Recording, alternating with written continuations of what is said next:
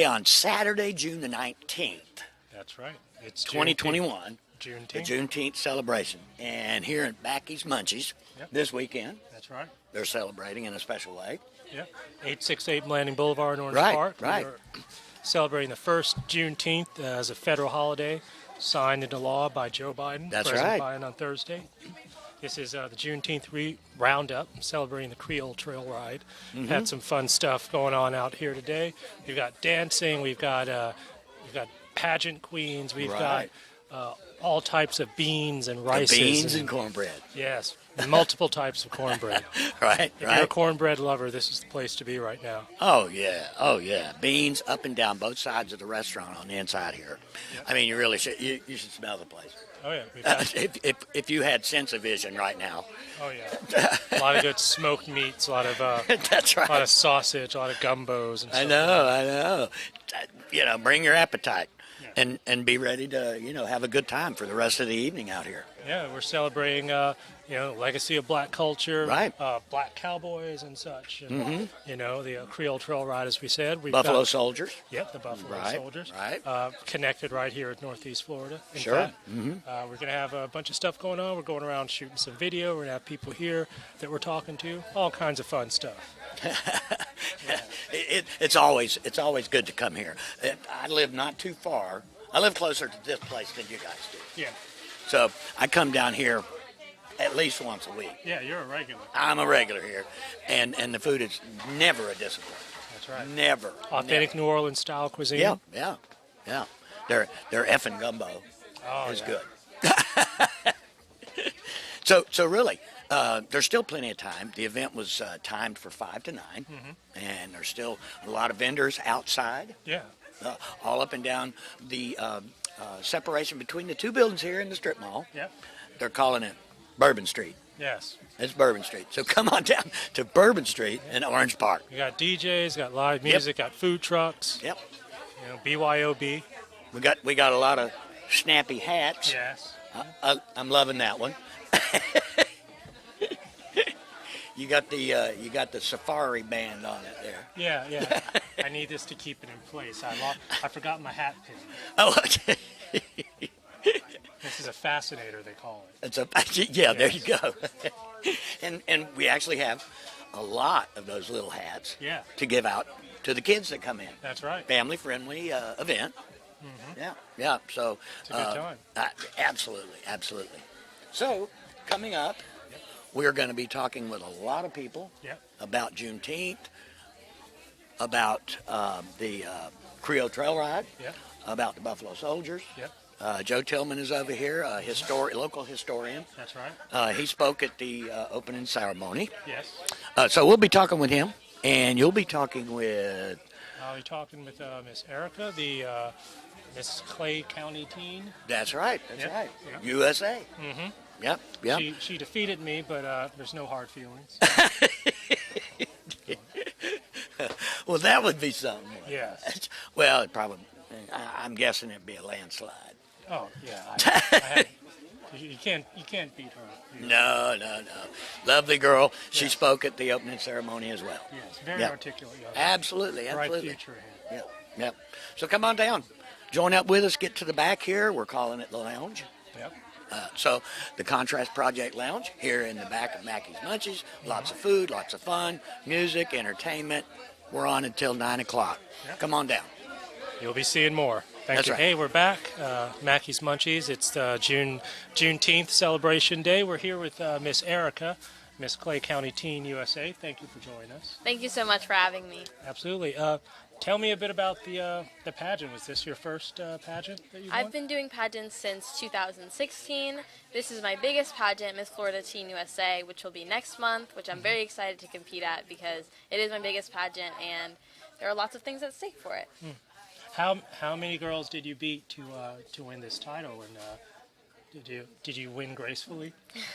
There were over 1,500 applicants to join the Miss Florida USA and Miss Florida Teen USA pageant with their local titles.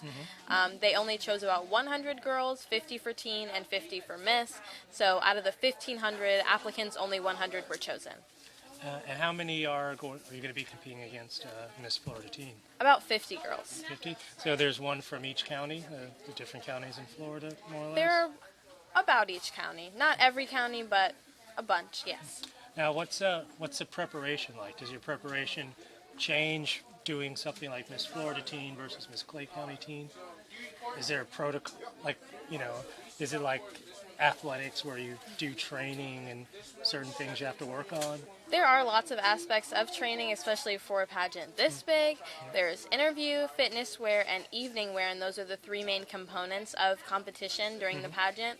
Evening wear is just you're practicing your walks, you're practicing how you're going to answer your onstage question. So a lot of that can be done at home. And then for fitness wear, it's more upbeat. You're walking, you're having fun with it, you're doing your own thing. And then for interview, which is the biggest portion of judging for Miss Florida Teen USA, just looking at questions online, asking my friends to help me, asking my mom to ask me questions and prepare me so that I'm not nervous when I get there, that I'm feeling prepared and relaxed. How competitive does it get? Do you guys ever fight with each other? I've never been in a Sabotage situation where that's happened. A lot of the pageants I've done, everyone's very friendly, they're very uplifting, they just want the best for everyone, they're proud of all the accomplishments that their fellow pageant sisters have done. Is it a tight-knit community? All of you who participate in these pageants, do you share ideas and tips and suggestions and stuff with each other? Yes, the pageant community is very big, but you get to know people, especially with Florida being such a state where pageants are always there. You get to know people, you get to share ideas, you can practice with them, you go to lunch. I have a lot of pageant friends where I'll go out to lunch with them, or we'll go out to the beach, or different activities like that. Oh, cool. What do you do for fun when you're not doing the pageant thing? What school do you go to? I go to Stetson, which is in DeLand. Oh, yeah? It's in Volusia County. And for fun, I like to go to the beach or hang out with my friends or go shopping. I play piano, and that's something that I enjoy doing as well. Well, now, tell me about your tiara there. It's very nice. Thank you. Each local title holder receives this crown, and at the state level, the crown gets bigger, and at the national level, Miss Teen USA, the crown gets even bigger because that's the ultimate title. Oh, yes. How many crowns have you collected so far? Oh, boy. I'm not even sure. I'd have to really think about it.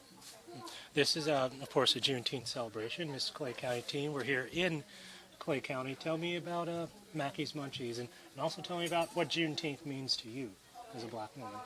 I've loved Mackey's Munchies when they were Fleming Island. We met them a while ago. I love Miss Mackey. She's so sweet. She calls me that her daughter that she never had. We like to dress up and be very glitzy, and they moved over here, and we've always been supportive when we come and eat here. We come to their event, and I really love it, especially this event, Juneteenth, which is now a federal holiday, which recently just got instated.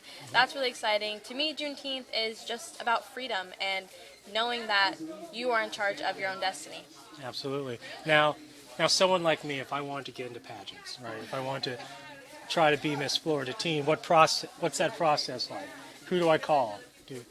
It's an online application. You submit your resume, your academics, your volunteer work in the community, because they want contestants, they want someone who's going to compete for Miss Florida Teen USA to know what they're doing and be an active member of their community who's involved in academics and outside activities and things like that. It's kind of like politics almost, like an election, a lot of the same shaking hands and how much is networking a part of this? Networking is a big part of pageantry. It's really important to go out, be social at pageants, at appearances you may make, or just in the general community. Make friends, let people get to know you, get to know people, and everyone can work together.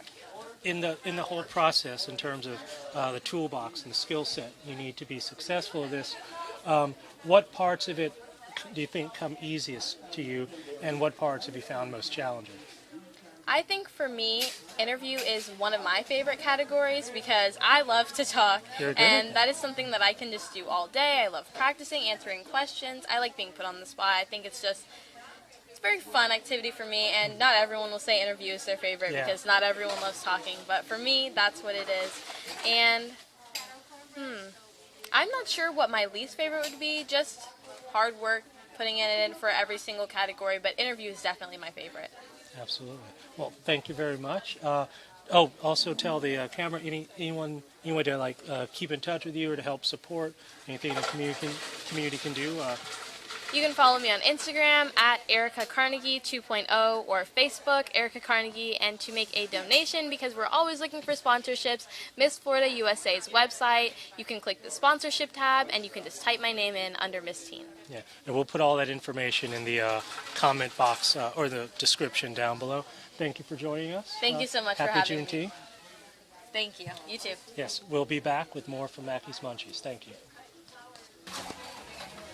Hello, everybody. Welcome back. Contrast Project here. We're at Mackey's Munchies. It's the Juneteenth Roundup. We're having a great time. I'm here with my new friend Sonia. Tanya? Tanya. I'm sorry, Tanya. My bad. It was loud out there. Yes, it was loud. Good noise. Lots Good of. noise. I think it was a little second line we were all dancing to. Yes, maybe. that's exactly it. Yes. So tell us a little bit about yourself and what brings you out here to the Roundup today. Okay. My name is Tanya Martin. I'm also known as the Dance Doctor. And I was out here doing Zumba. I've done this with Mackey's Munchies for about 3 years now. Come out, try to help people burn off the beignets. Yes, yeah? absolutely. And so I do Zumba, and my business is called DRX Fitness, and I am a pharmacist, so that's where the RX comes from. Oh, and nice. Dance prescription for fitness. Oh, how long have you been doing that? I've been a Zumba instructor for 9 years this May, and I have been doing Zumba for about 11 years. And we all know that kind of stuff is a lot of fun. Tell me a bit about how you put that together with the wellness aspect of it. Well, yes, this Zumba is a workout in disguise. It's we ditch the workout and join the party. And in order to, you can burn up to 1,000 calories in a Zumba class if you're going all out in Really? an hour. Yeah, In an hour? In an hour. And that disguised party is, we go all over the world dancing different rhythms, different genres of music, and you really have felt like you've been in a club or a party, and you're getting fit.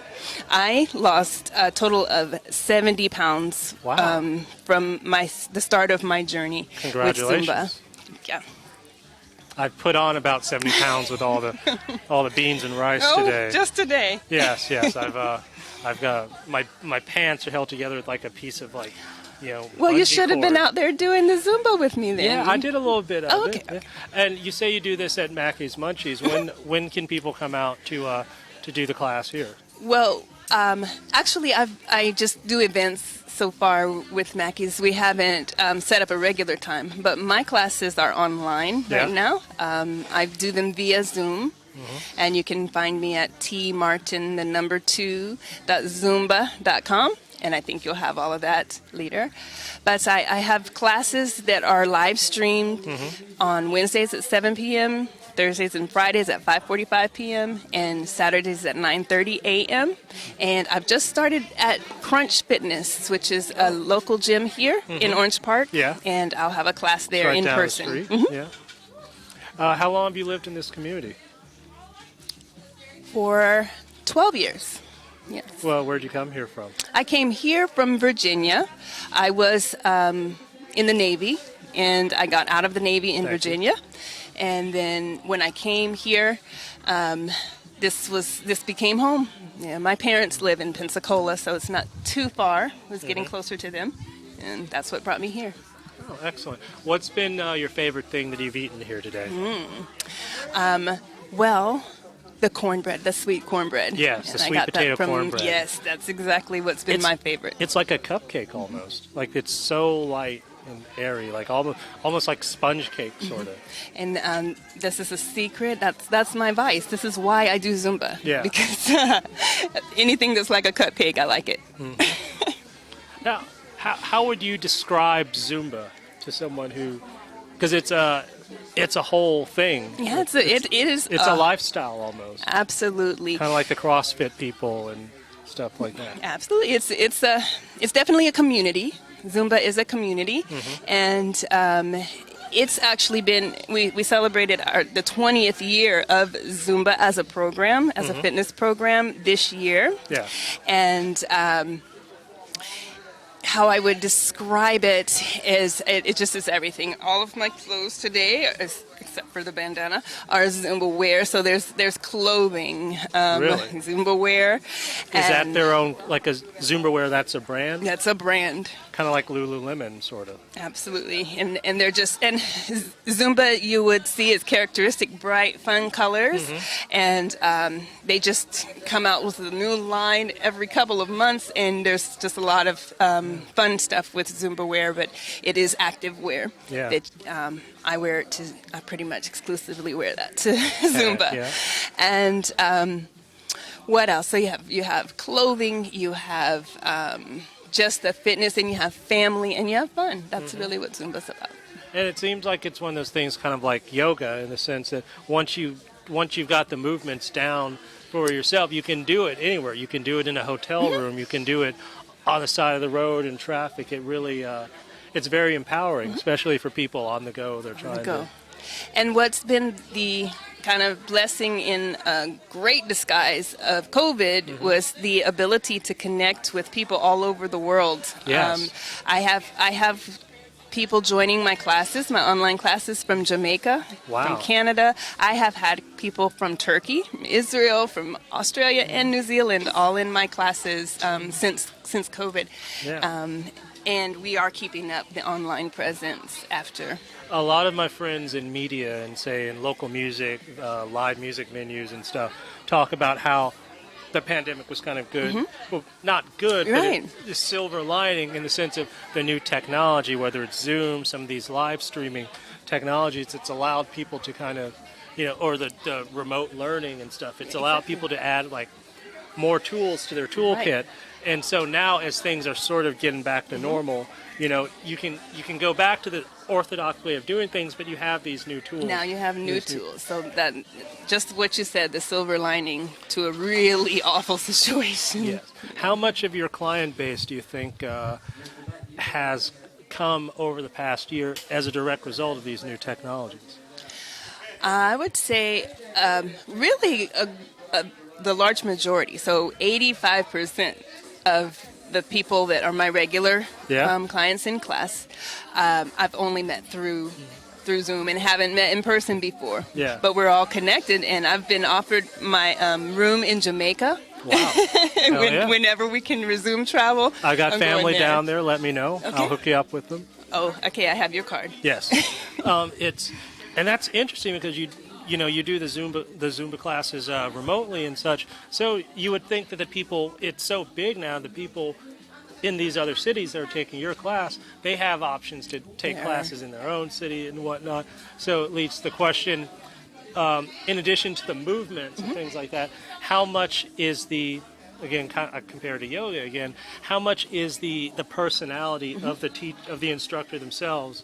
How big a part of that is the experience? It's an extremely significant part. It's the connection that an instructor makes with their class, and what the phenomena you see with people.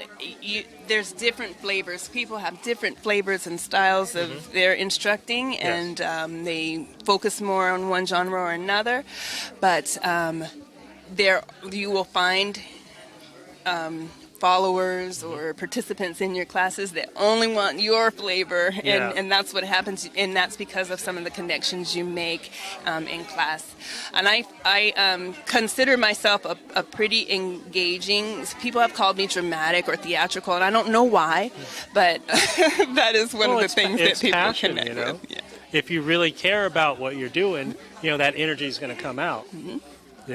And people who other folks who aren't necessarily don't necessarily have something in their life to be that motivated about might be like, why does this person have so much energy? Why are they enjoying this so much? And those are my targets. I like to get that person to really enjoy it too. Yeah, bring them out. What kind of music do you use in your sessions? I use a vast variety of music. So Zumba is originally a Latin-based, and it still is a Latin-based program. And kind of capoeira-like? Well, that is kind of an additional one. So the core rhythms of Zumba are salsa, merengue, reggaeton, and cumbia. Okay. And those are the core ones. Yeah, that's Brazil. Yes, Oh, okay. Colombia. Oh, okay. Cumbia is in Colombia, but it's all over, of course, Latin America. And additionally, I do a lot of soca, a lot of Caribbean rhythms, dance hall, and surprisingly, I think my favorite rhythm is belly dance. So I do a variety of belly dances and belly dance fusions, and so that's really my favorite. And I would say that it's kind of I base classes there. Yeah. What are some of the more unusual music choices you've seen other instructors use? Well, an unusual but favorite. One of my instructors that I like to follow did a routine to what's it called? West Virginia, Take Me Home. Yeah. Country Road. That's it. Country Road. And we really enjoy it. Wow. So you can do all kinds of genres. Well, that's wonderful. Thank you for coming out and talking to us. We'll have all her contact info in the description for everyone who wants to come out and check her out. We're here at Mackey's Munchies. This is the Contrast Project. This is Tanya Martin. You are the viewer. We'll see you in a few minutes. All right. Thank you very much. And let's give her a round of applause. Yeah, put this together. All right. I need you to go on a trip with me. We're going back, way back. Back to 1775. When we were brought to this country, we have to really think about this because people will say slaves came from Africa. That's not true. People came from Africa. When they got to this country, they became slaves. So, in 1775, George Washington was fighting against the British, right? And the only person they talk about in the history books is Crispus Attucks, who happens to be black and Native American. That's the only one you see. But there were blacks fighting during that time frame. Now, if you fought with the British, you were called a loyalist. If you fought with George Washington, you were called a patriot. Now, both sides was given an opportunity. George Washington said he would free the slaves. Okay? Then the British said that they would also free those slaves. Well, only one lived up to it. Only one. The British took the slaves to Nova Scotia and then later to Tibet. So that's how we got black Americans over in Trinidad. That's how we got black Americans in Canada. Because the British, after the war, took them up there. Now, George Washington, after we won the war, guess what? He returned all of the black Americans back into slavery. Then the War of 1812 came. By this time, the country has made a decision. You cannot be black and join the military. At that time, you could not be black and join the military. But the British burned the capital, coming up to Mississippi, and they said, oh, wait a minute, we need to use our strongest resource. So they went back and picked up those same black men again. But this time, guess what? Because they were black, they couldn't join the military, so they signed them into the military as being white. So as we research our history, we will find that some of our great uncles and granddaddies was in the census saying that they were white when actually they were black. Well, it kind of backfired on them because after the War of 1812, the vote came up, and guess what? Those same black men went to vote, and they were told they couldn't vote because they was black. They went to court. The judge said, hey, wait a minute. I know they're black, but you got them here in the census book as white, so they can vote. Okay? So now, we move on up into the later part of the 1800s. What is not told in our history is that there were black freedmen meeting. They were holding conventions in Baltimore, in Philadelphia. And these meetings was about a revolution that was about to come. This is as early as 1848. They were meeting to discuss the history of slavery and ending it. So that they were meeting. And I don't want to try to overtalk anyone, but if you can give me a few more minutes and I will definitely be finished. But I don't want to have to try to overtalk anyone, so I appreciate that little bit of respect. Okay, so now this is what happened. They sent an envoy over to Africa to set up trade between the African continent, and the Europeans.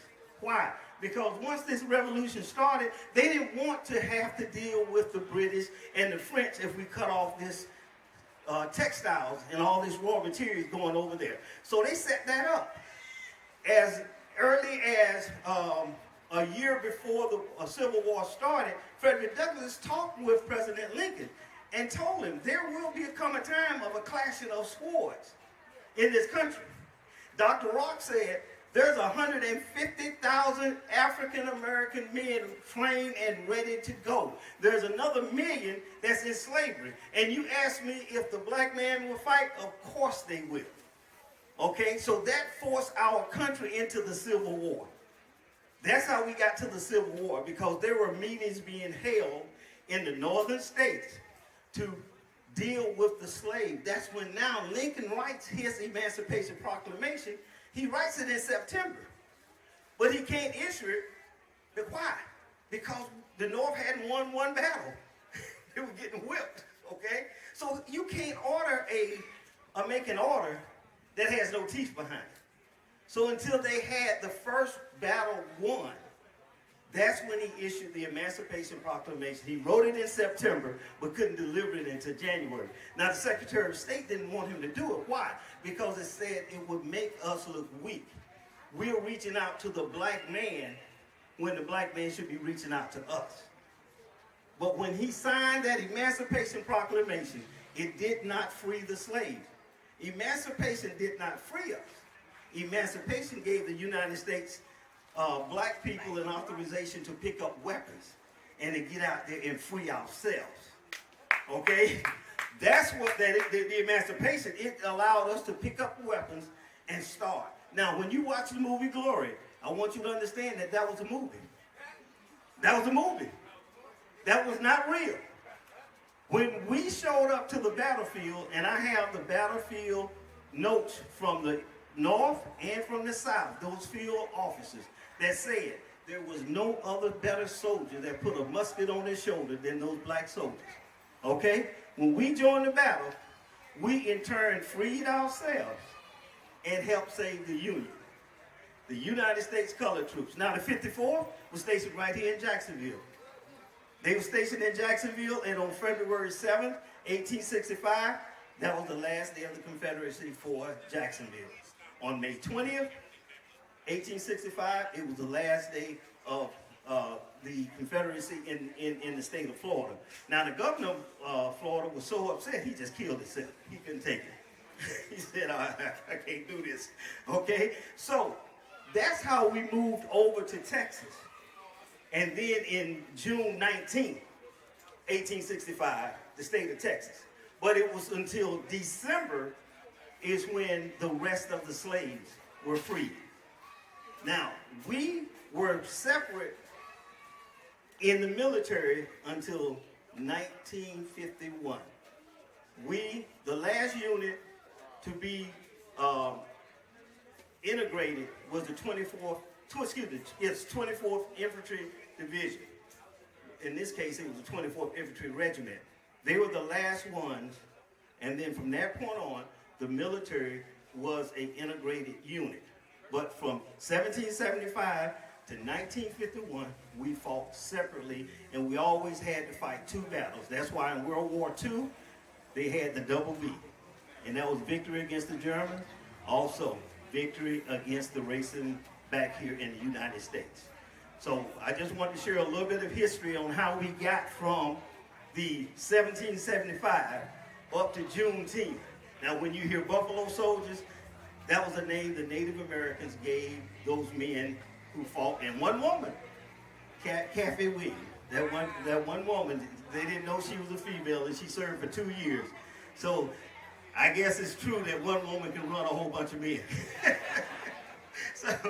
But that's a little bit of history I wanted to share with you. I didn't want to take up too much of the day, but I wanted to run that by you. Now, my business is J-Dan Enterprise. What I do is insurance. I do family planning. What does that mean? Family burial plans. It's not insurance. It's a plan. $50 for anyone in like the state of Florida. You can cover up to 7 people, and those 7 people will have burial expenses taken care of funeral expenses taken care of. The only thing that you as a family would have to do is pay for the burial itself. If I'm like me in the military, Uncle Sam gonna put me in the ground. But the family got to take care of that funeral home. Where $50 covers all of that. And if you're from a different country, it also covers the travel. So stop by and see me inside at my booth. I'll give you more information. I hope this information has been enlightening to you. My motto is our history, your history, American history. If you don't tell it all, don't tell none of it. Don't tell none of it. If you can't tell it all, teach our children. And when I say our children, I'm talking about black, white, and all of the colors.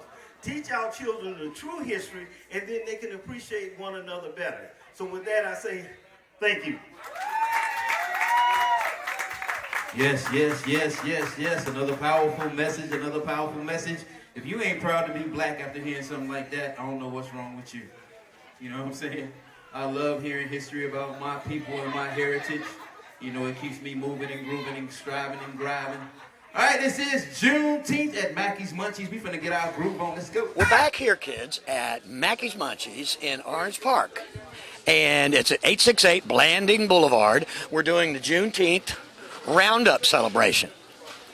Oh, yes. Yes, exactly. And one of the things, especially on the event itself, they were talking about the Creole Trail Ride. Mm-hmm. Yes. And also the Buffalo Soldiers. Exactly. And so Sheldon and I had spoken about the Buffalo Soldiers at length sometime earlier.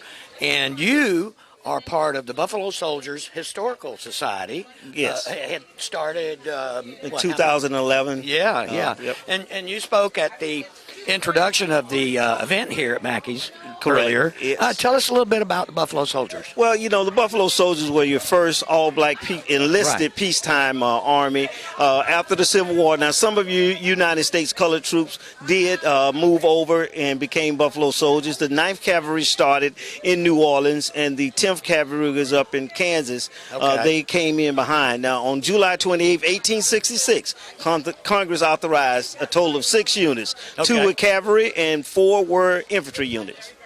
Wow. And they continued out going from soldier back to slave, back to soldier, or in those earlier days. In the earlier days, that would be before the time the Buffalo Soldiers, right. Starting with the war in 1775, when this country wasn't even the United States then. Yeah. We were part of those battles, but like in that case, they did go back into slavery, and we went back and forth until after the Civil War. Okay. And currently, the society itself, the official group, the Right. Historical Society, has since disbanded? Correct. Yes. December was my notification, and April was the last officially, because that's when the nonprofit ran out. But I personally still get out in the community and do history. It's just not on a organization or a nonprofit status anymore. Well, it's super interesting. And it's something that a lot of people in the general public are vaguely familiar with. Right. They may know the term or not really the history of it. Right, and that's why it's important for people to understand that I just don't do Buffalo Soldiers. I do African-American military history from 1775 to 1951. Okay. All branches of service, to include the Merchant Marines. Yes. Like for instance, real quick, the 688 Central Postal Battalion. They were all black females that went over to Europe during World War II, and they got the mail straight. It was behind 2 years. And you know, back then, if you didn't get a letter from home, that was a morale buster. Oh yeah. And getting your letters sent back home. Right, exactly. You might have some really important news to share with them, and they may not get it for a month or two. Right, exactly. I was in the military, and not in combat zones. We did some conflicts, what they call conflicts. Right. But it was the same way. Even though we had electronic technology at the time, it wasn't as great as it is now. Right. I mean, now they have secured servers so that the military can talk with their family back home. And right. It's a wonderful thing. I know, like you say, back then it was just horrible. Right. Exactly. Yeah. And so we're at the Juneteenth celebration, and you'll be going. Do you know where you'll be going next to talk about this? At this point here, I don't have a schedule. Okay. There's some camps that have reached out to me because we're getting into the summer camp time frame. Thursday, I was over at Tudor Time with their campers, and so campers are reaching out. And again, the best way to reach me to set up a time frame would be joetillman.com. Okay. And and that's just TILLMON, not an A. Right. and we've got some information here. If you're not out here with us, the Assure for Life, America's Best Funeral Assistance Program, is also something that can be found on joetillman.com. Right, exactly. JNet Enterprise consists of insurance. We do life, we do health, and family planning. And I love the family plan because it is helping families cover 7 family members for $50 a month. Wow. 7 family members. And then on top of that, if they're from outside the United States or anywhere else in the United States, the body will be transported, and that $50 is part of that plan. Wow. Yes. Wow. That's impressive. Yeah. And something that's needed. And we have an aging population in North Florida. A lot of retired military in Jacksonville and Clay County combined, and the surrounding areas. I know that some of our friends over at Liberty Life Media have started publishing locally a magazine closely to the Stars and Stripes. Right. When I was in the military, we used to get Stars and Stripes on base. Right. And they stopped distributing that nationwide back in the late 80s. Yep, exactly. So it's mostly all digital, and their largest distribution now is in Europe. Yeah. So it's a good thing talking about local veteran-owned businesses. Right. The Uplift magazine that our co-host Shelton is involved in is not only retired veteran businesses and veteran-owned businesses and military-owned businesses, but also supporting the black-owned businesses of Jack Duval and Clay County. Right, exactly. And one of the things I want to stress is that when people hear family burial plans, they think of the older population. But this plan is not about the older population because how many families just in the last month the father had to bury a child?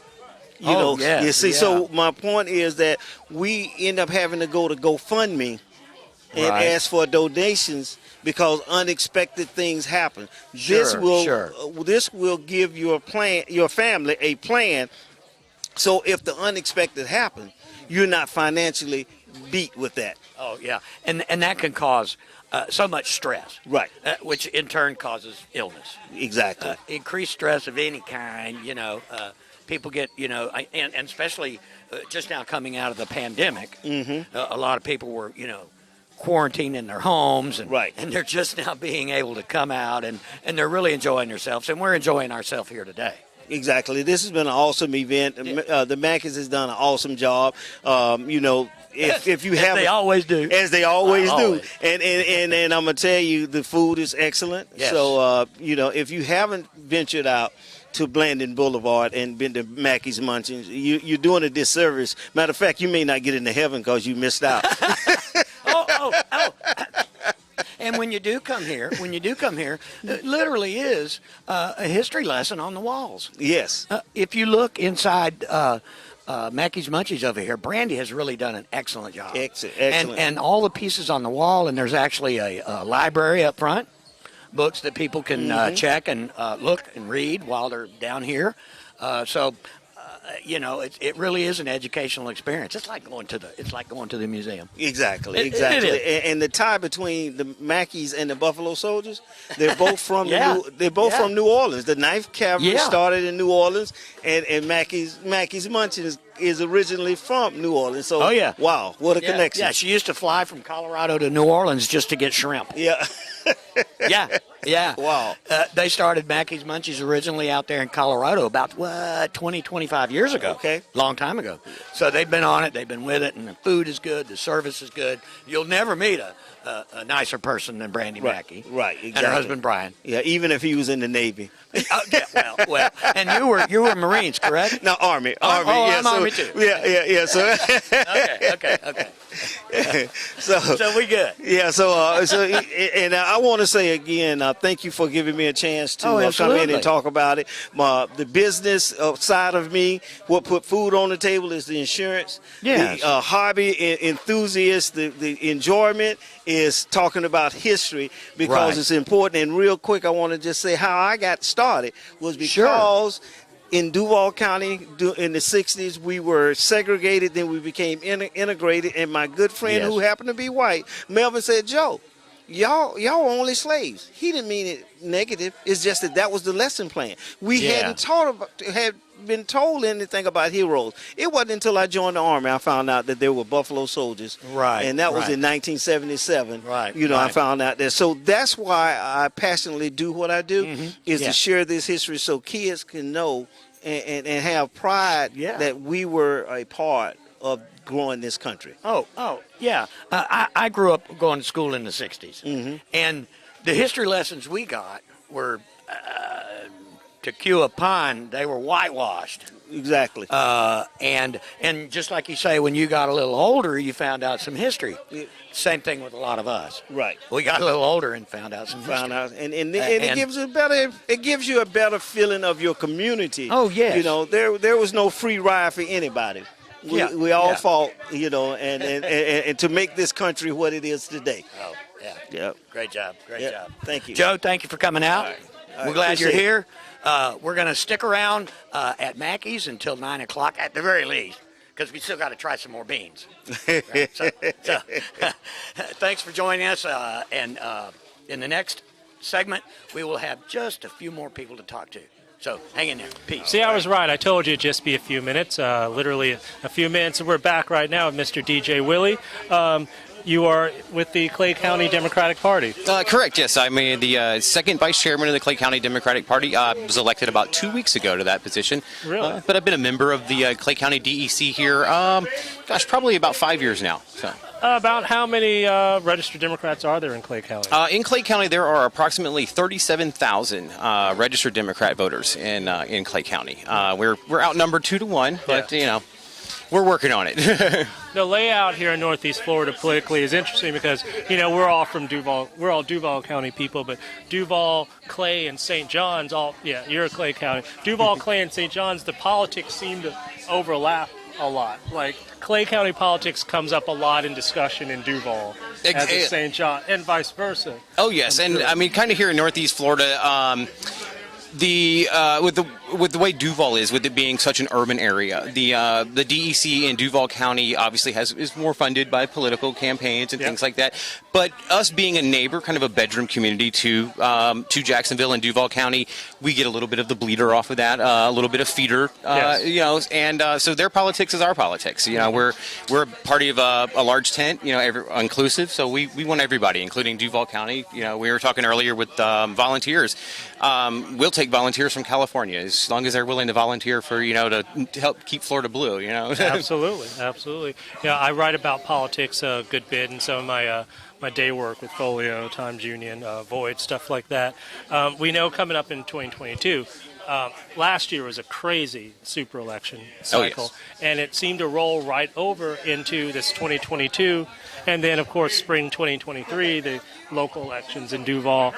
We always hear the phrase battleground state, like Florida's a battleground state, more so than ever. For the uninitiated, how would you explain the concept of Florida as a battleground state and what makes it a battleground state? Well, what makes Florida a battleground state is basically we have several different populations of people here in Florida. Like you go down south, we have a demographic of everyone hears of Broward County. Obviously, a strong Democratic presence down there. But then you get up here in the Northeast Florida and the Panhandle area, and you have a large population of conservatives. So those two populations kind of balance each other out. So every election cycle, we're battling with conservatives to try and basically just tip the scales one way or the other, so that our party can do what we need to do to make Florida a better place, for one. But with the way a lot of district lines have been drawn in Florida. Yeah. It definitely makes it a battleground state for that reason, because these battlegrounds or these district lines have been drawn to an extent to where it makes it harder for any other party other than conservatives to be in power. I mean, look at Duval County. It's a blue county, but at no level other than, I think, 2 city council seats is it blue. Yeah. Less so now than ever before. Correct. To a certain extent. 2022, of course, is headlined by the governor's races in Florida and Georgia. Ron DeSantis is running for re-election. Nikki Haley is... Nikki Fried. I do it all the time. I grew up in South Carolina. So yeah, they're kind of similar in some ways. Nikki Fried, our agricultural secretary, has put herself out there as a challenger to DeSantis. Charlie Crist is also former governor, former senator, is stepping up as a challenger as well. I like to tell people that 2022 is going to be crucial in Florida because the 2022 governor's race, more so than maybe any other election in the country, will directly impact the 2024 presidential race. Exactly. As a party, the Democratic Party in Florida, our mission is to stop DeSantis in 2022 so that there is no DeSantis 2024. Right. We have to get the monster stopped before he even gets started. He's done enough damage in the state of Florida. Yeah. We have a chance to... He's been very frisky lately. Yes. It's almost as if he has a personal vendetta against, Pride Month this month. It's like, the first day of the month, we're announcing a ban on transgender women's sports. And it's he's playing to his base here. Yeah. And he's a Navy guy that went to Yale, so you'd think he'd be pretty okay with that stuff. You would think so, but tail hook and whatnot. Now, so when you think about I'd say question number one: to what extent do you think the National Party is going to take a very vested interest in what's happening in the governor's race and down ballot races here in Florida? And question two: how does, say, for you as an organizer here in Clay County, how important is Washington, like the DEC, DNC, DCCC, whatnot? How important are those organizations as far as helping you achieve your goals here? Well, it's like with any other organization, college football team, pro team. If they're in the limelight, if their party's in power, or like if your party just won, or if your team just won a national championship, you're in the media. You have the limelight. For here in Clay County, what happens in Washington doesn't affect us directly as much as our local politics do, but it does help us in a fundraising point of view. Like if a Democrat's in office and Democrats are doing the things that we need them to do, it helps us at a local level be able to fundraise to put local Democrats in office at a local level. Yes. As we look ahead to 2022, tell me about, let's say, how is the lay of the land in a general sense for the Clay Democrats? What kind of letter grade would you give your crew in an organizational sense coming out of 2020? Which was the last couple of years have been largely successful for grassroots Democrats. I would say here in Clay County, we ended up putting in probably a very solid B effort in the last election, and I don't want to take away from the efforts that we did, because when I say that here in Clay County, when we put up a B effort, Clay County is a ruby red county. Yes. Like I said earlier, we're outnumbered 2-1. So if we can do any kind and move the needle at all in Clay County, it echoes, it ripples throughout the community. We try as a political party here in the county, since we are a little behind the eight ball, so to speak, on numbers, we try to make up for that in our civic activities that we can do in the community. We want to show the community we care. We care about what's going on in your household. We care about you. You're not just numbers to us. Yeah. I'm also a precinct captain for my local precinct here. Part of that is I try to go door to door to get to know the folks in my area. Now, who would you point to as being some of the top guys in Democratic politics in Clay County, like the leaders, like sort of the icons? Right now here in Clay County, I'd say he doesn't actually hold any elected office. He used to be our former chairman here in the Clay County DEC, but Mr. Bobby Poole is probably one of the most knowledgeable and not directly influential, but always kind of the man behind everyone else. He's the man behind the plan most of the time. And then Miss Jackie, our current chair of the Clay County DEC. Jackie's great. Yes, she's been out here running around all day just like Miss Mackey. They're like two peas in a pod. Oh yes, I know Miss Jackie's who actually brought me into the Clay DEC. Really? And I came in one day to buy signs for the Andrew Gillum election, and she hooked me from there. I've been in ever since. The Gillum campaign was one of the best things that ever happened to Florida Democrats. Oh yes. In terms of the way, that guy really knew how to. He had his flaws, but he really knew how to motivate people and get people passionately behind him. A lot of times with politics, it's kind of transactional. It'll be like, well, I don't really like this guy that much, but this is the right guy for the job, so I'm going to support him. But people were so passionate about Gillum, almost like a Bernie sort of thing. Exactly. Unfortunately, we lost the election, and some negative things have come out about Andrew since that election. And but it was very close. In 2018, the Democrats came within a hair's breadth of taking Florida governorships in Florida, Georgia, and Texas in the same year. Exactly, and that's kind of our motivating factor. Is we were so close 4 years ago that we can put it over the finish line this year. With a strong effort and the right candidates, they could take Florida and Georgia this year. I think odds are very good that they'll get at least one of those. Yeah. Oh yes, I know. And it's speculation strictly on my part, just being a fan of politics and a student of politics. I really think Stacey Abrams in Georgia has unfinished business in the governor's race, and I think Brian Kemp knows it. It's going to be like Kill Bill Volume 2. Exactly. And I think this time she has way more momentum than last time, and there's nothing he can do to stop it. And she, and it's more than just the personality and the passion, the people, as we saw last year, she has shown what she's capable of. Oh yes. So the National Party is going to be very, very motivated, seeing this is a chance to actually get a black woman in as governor of Georgia, which would be a huge, huge deal. Oh yes. I am rooting behind her completely for her to run for governor again in Georgia. And like I said, it's purely speculation, but I'm pretty sure that's the writing on the wall when it comes to Georgia.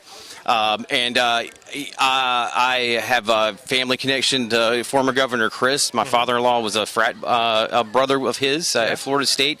So obviously, as a vice chair of a party, I can't throw my hat behind either candidate. But we have two strong candidates for governor in this state. We also have a very strong candidate in Val Demings against Rubio for the Senate. So the Democrats, we're not playing in 2022. Now, one thing I'd say about Chris as opposed to Freed, I'd say for this area of Northeast Florida, Freed may be a little bit more tightly connected with the people here. So I think Chris would need to really get out here more. He would definitely need to do that. And if just from talking to other Democrats here in the county, Charlie would definitely have to he would have to earn some votes back here because he has that reputation of being a flip-flopper. And I think it just means he's more of down the middle and more like the people when it comes to as a politician. But folks in Florida, like we were talking about, battleground state, people are fickle in every county. Would it be safe to say that whichever candidate shakes your hand first will probably get the nomination, just based on statistical probability? Obviously, I believe there's one candidate who has an edge already in the governor's race over the other, and it's just because they're more of a higher profile at the moment. I'm trying, even with having a family relationship with former Governor Chris, I'm still trying to keep my options open on who I'm backing for governor, and I'll probably be one of those folks that don't decide until the primary in August. And a lot of it's going to come down to street team, and they have to be very careful to. They got to be very careful to make sure they're able to circle the wagons when the time comes. Correct. That is the thing that the Florida Democratic Party is. We're starting now, trying to get our grassroots efforts together. We're getting organized, even in smaller counties that are red, like Clay County. Yeah, because a guy like DeSantis, for all his flaws, when you take a guy like that and you put his back against the wall, and he knows that Washington is coming for him, he knows that his challenger is going to be very well funded, so he's in a vulnerable position. That sets him up very nicely for the counterattack. And as we've seen, a big part of the conservative playbook over the years is like wedging their way into divisions within factions of the opposition. Like Correct. the way Trump was able to do, say, with Hillary and Bernie in 2016, just enough. It just that much little extra wiggle room to allow him to slide through to the top. Oh yes, I mean that, and what we've seen with out of the Republican Party lately with the voter suppression tactics. I mean, take here in Florida, for instance, we had no evidence of any voter issues in the 2020 election, but yet we had to put in some of the most draconian voter restrictions in the country. Yeah, second only to Georgia. Yeah. And I mean, it's just like they're afraid they know what's coming. And the question I always had with that is, why is there such an urgency to change the voting laws in the state when the same party has run the state for the last 20 years? Well, it's like they see that how the population's going in Florida. They see that every year we become more blue, more purple. Every census that comes out,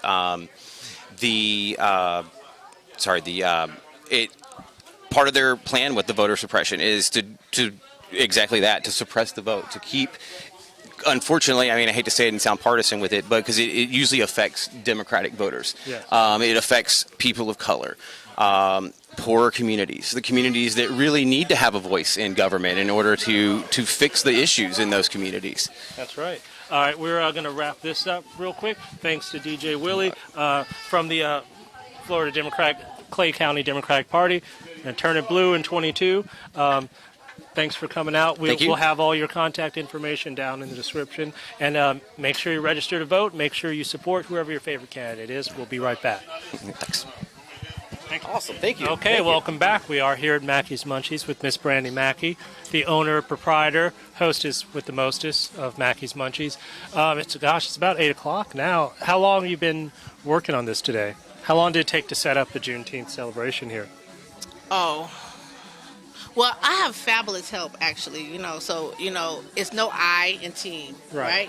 So it didn't take me all day because I had signature events by Michelle come and set up all of this really. Oh, I had signature events by Michelle come and do a lot of the setup.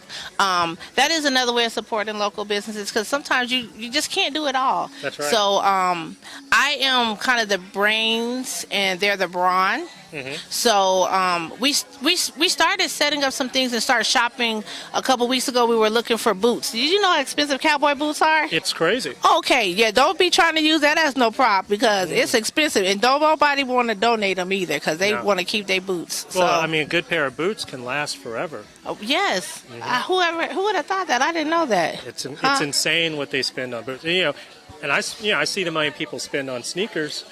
People spend they'll spend Jordan money on a pair of boots. Okay, yeah, $500 or something.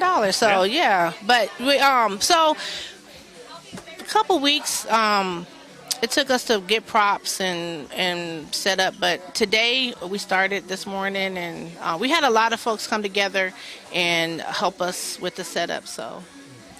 And this event kind of it's the Juneteenth Roundup, commemorates the Creole Trail Ride, and you see a lot of black cowboys, you could say, out here today. That's kind of themed. Some really nice hats. Yes. Especially Joe and them, their hats.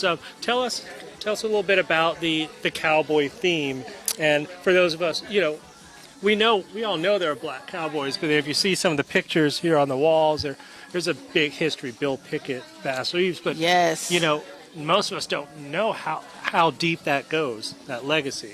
Well, okay, so I'm from Colorado, so I used to go to the stock show and the Bill Pickett rodeo all the time. Yeah. And so, baby, it is nothing like a man in a cowboy hat and some boots and a big old buckle. Woo! Oh, yeah. We'll have to make sure we get Mr. Mackey. And so I grew up with that kind of vision. That's a sexy trait to me. If y'all don't know, y'all want a little extra, come on in Mackey's Munchies with a cowboy hat and some boots and a buckle. You might get one of those. You might get a little off. That hat too little, baby. You need a bigger hat than that. It's hard to find one that fits. It is. But so I wanted to honor that legacy. My father just passed away in April, and that's something special that we did all the time. He would take us to the stock show. And Juneteenth, actually, we used to do that in Colorado all the time. Really? Yes. Actually, do you know that today is 20 years?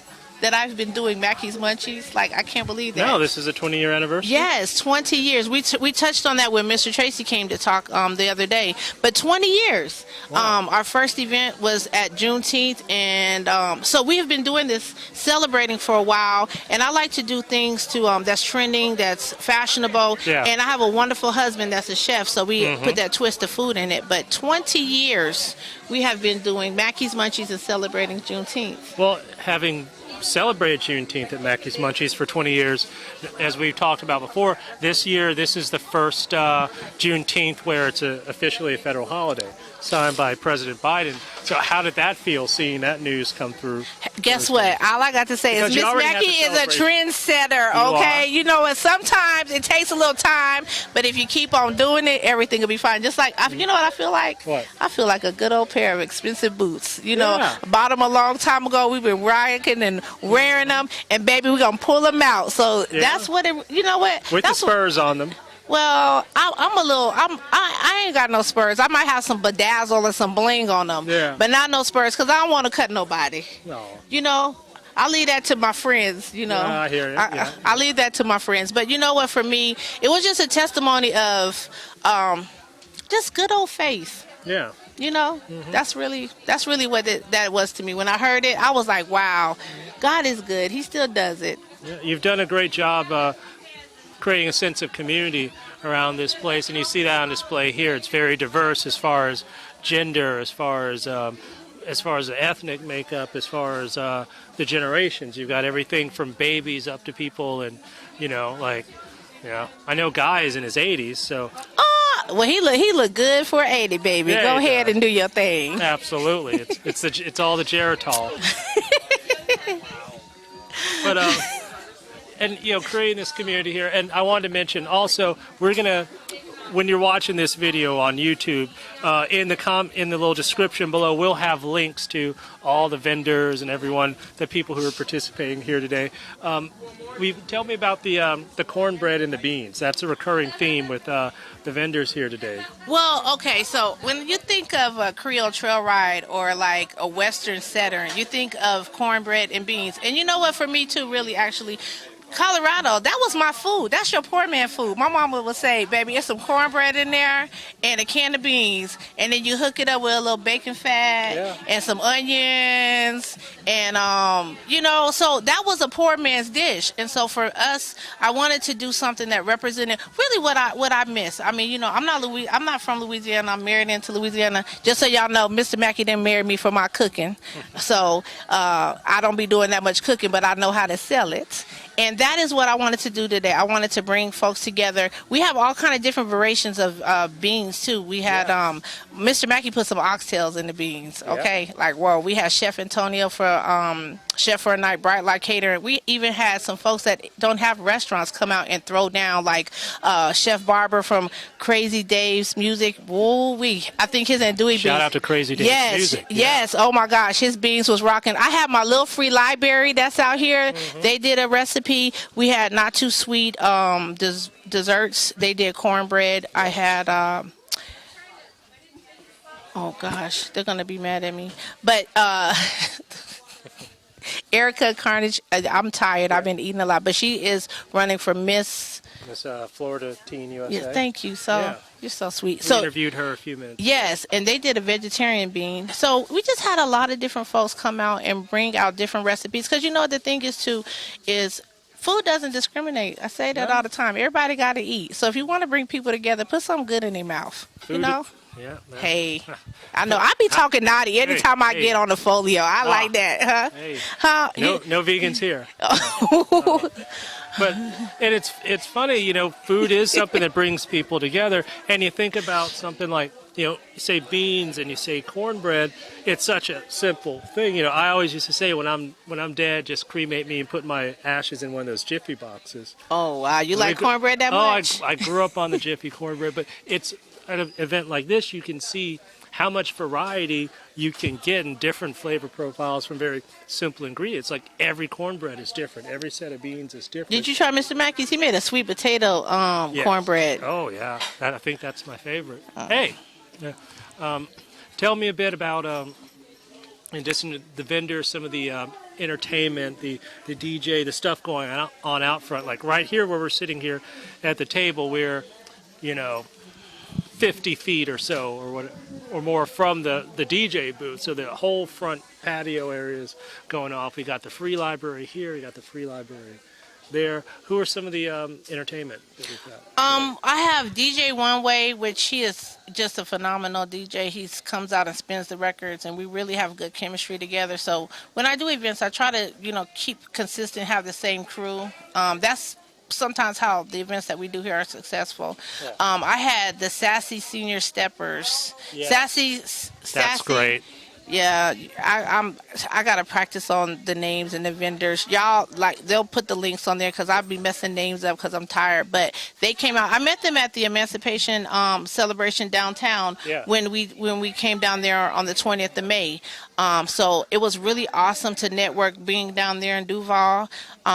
We have the dance doctor, which Miss Tanya, she's awesome. She does like Zumba, but she does it like in a different way. And I've known her for a long time. Mm-hmm. And then we had Faith First Fitness. Yes. And he came from Atlanta, which I did meet him while we were downtown, and he came out to do some things with the kids. So he's a great guy. Yeah, he really is, and I'm excited. I hope this will bring some connection to him in Florida, so he'll come down more. So I like to do things with smaller folks to make them a first. Like I like being a first. Like I want to be a first love, a first kiss, things like that. So. Oh, I hear the second. I hear that second line now. Hey. Mm-hmm. Tell me a bit about before we wrap up here. Give us a little shout out to the staff and everyone helping you put this together, like behind the scenes in the kitchen, behind the counters and stuff. Well, let me just say this to you first, Mr. Mackey. Happy birthday to you. All right, it is Mr. Mackey's. Happy birthday, yes, Mr. President. Happy birthday.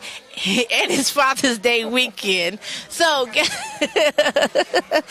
oh my gosh, I wish y'all could see behind the scenes Our what's producer happening just over resigned. here. Yeah. But my husband, Mr. Mackey, happy birthday, sweetie. Thank you so much for all that you do. Our sous chef, Tiffany, she is amazing. My eldest son, Brandon, my baby boy, Braden, Jacoya, Autumn, Justin, those are just to name a few, but we have an amazing crew here at Mackey's Munchies. My baby girl Tot, she just walked up. She made me think of her. I've known some of these kids since they was like 10. Yeah.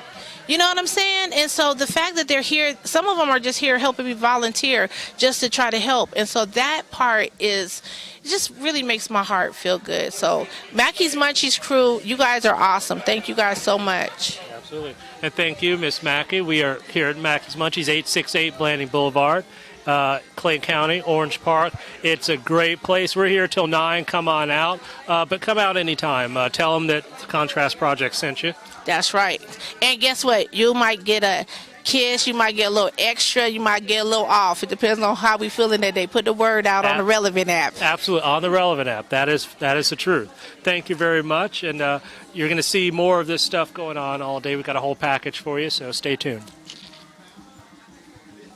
Hey, welcome back to the Contrast Project. We have a very special guest here, live and direct from the VIP section. Take it away, Mr. Tracy.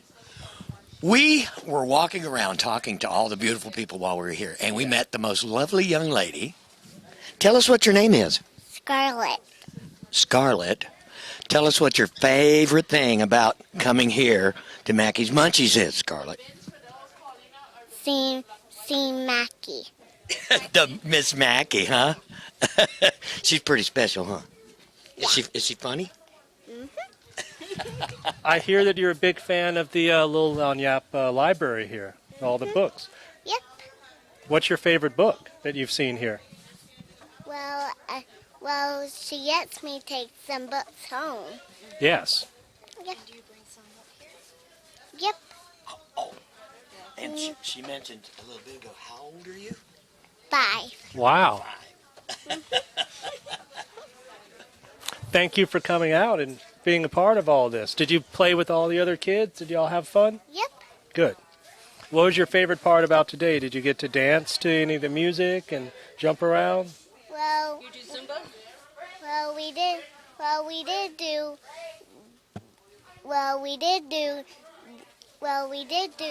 what the coach think. Yeah. Oh, out front. Yeah, coach. Yeah. Oh, Coach is great. What's your favorite thing to eat here?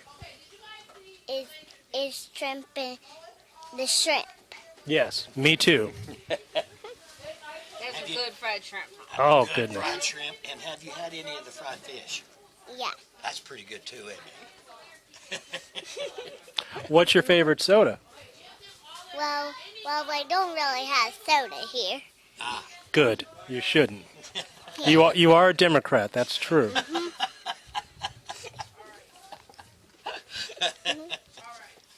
They have juices, and they got the shrimp and the fish and Miss Mackey. What about Mr. Mackey? Yep. He's pretty cool too, huh? Yeah. Yep. So we've had a great time here this weekend. We really have. It's been Scarlett fantastic. joined us, Yes. and we talked with a lot of the people that were in the crowd. Yep. We talked with Joe Tillman about the Buffalo Soldiers. That's right. We talked about the Democratic Party in Clay County. Yeah. We talked with Tanya Martin about Zumba and Yes. fitness and such. And our young teen. Yes, Miss Erica Carnegie. Right. And Clay she's County running Teen for USA. And she's running for a state That's teen. Right. Mm-hmm. So if she can defeat Scarlett, she might have a chance. would you be in a pageant against her? Of course. Oh yeah. Yes.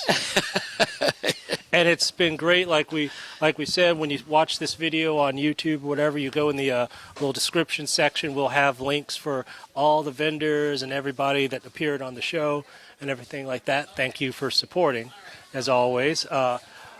Like us, subscribe, smash that like button. Either one. Follow us on social media. Don't follow us in real life. Well, you can. It's fine. We'll run into each other anyway. Yes. Thank you for watching the Contrast Project. Much more fun to come. Say goodbye, Scarlett. Bye. Peace.